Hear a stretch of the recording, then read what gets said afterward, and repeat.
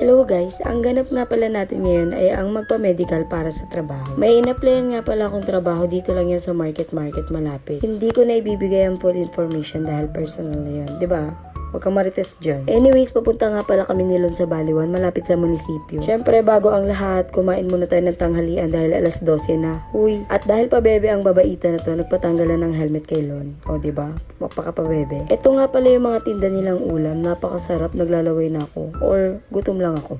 Actually, ang favorite nga dito ni Lon ay yung nilaga nilang baboy. Kahit sobrang init ng panahon, yun talaga orderin mo kasi sobrang sarap, promise. Di mo pagsisisihan. Uy, at ang paborito ko pala dito yung pork steak nila, lalo na yung maraming sibuyas. Kaso wala nagdesisyon na tong isa nilaga talaga gusto kahit tanghaling tapat. Diyos ko, ang init-init. Di mo, tuwan-tuwa. Kaya pala natatawa dyan si Lon kasi may kapangalan siya dyan sa karinderya na yan. Kasi every time na tinatawag yung Lon, napapalingon si Lon. Hindi naman pala siya yun, may kapangalan pala siya doon. Ay, ewan, basta yun na yun. Ano masasabi mo sa nilaga? Good shit, pare. Good pare. So yun, katatapos lang namin kumain dito, so magbabayad na kami. Alam nga naman takasan namin, no? Dami-dami namin kinain, tsaka lagi kami dito kumakain. Maban pa kami. Ayan nga pala si Lon, ang katukayo ni Lon. Nalilito tuloy ako kung ano tatawag ko sa kanya, Lon or Love.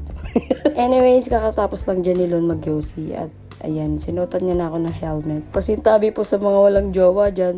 At nakarating na nga kami dito sa Global Health Diagnostics. Sabi ko nga kay Lon, balikan niya na lang ako pag nakuha ko yung results. Pagkalingon ko may tumatawag sa akin si Tol Ayan pala, nandito rin pala sila ng jowa niya. Pasalamat na lang ako kasi may nagtuturo sa akin kung ano mga sunod-sunod na gagawin ko. Medyo naiinis nga ako dyan kasi katatay ko lang sa bahay. Tapos pagdating dito, hingian ka pa pala ng tayo tsaka ihi. Oh my God. Wala no choice. Kailangan talagang gawin to. Anyway, kakatapos lang din pala kung kuhaan dyan ng dugo. Sabi ko nga kay ate natatakot ako. Sabi niya, kaya mo nga magpatato? Ito pa kaya. Anyways, may nakilala ko dito. Ang ganda niya, diba? Cheeks. Sabi ko, nagpa-vlog ako. Hi ka muna.